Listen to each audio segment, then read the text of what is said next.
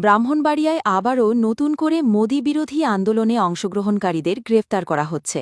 আজকে কিছুক্ষণ পূর্বে আমার বাবাকে হেফাজতের মামলা দেখিয়ে আবারও অ্যারেস্ট করা হয়েছে।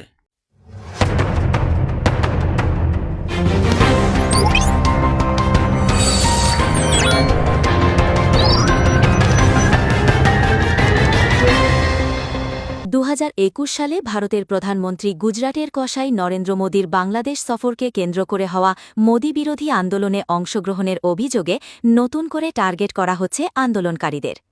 গতকাল রাতে ব্রাহ্মণবাড়িয়া সদর উপজেলার সহিলপুর ইউনিয়নের কেন্দুবাড়ি এলাকা থেকে আরব মিয়া নামে এক ব্যবসায়ীকে গ্রেপ্তার করেছে পুলিশ।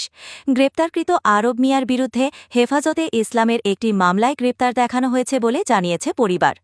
2021 সালে মোদি বিরোধী আন্দোলনের পর কোনো ধরনের সুনির্দিষ্ট অপরাধ না থাকা সত্ত্বেও আরব মিয়াকে একের পর এক 5টি মামলায় চড়ানো হয়।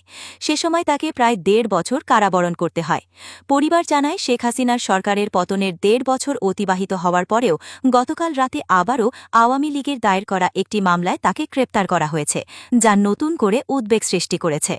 গ্রেপ্তারের পরপরই আরব মিয়ার পরিবার ব্রাহ্মণবাড়িয়া জেলা হেফাজতে ইসলামের দায়িত্বশীলদের সঙ্গে যোগাযোগের চেষ্টা করলেও এখন পর্যন্ত তাদের কাছ থেকে কোনো সাড়া পাওয়া যায়নি বলে অভিযোগ করেছে পরিবার।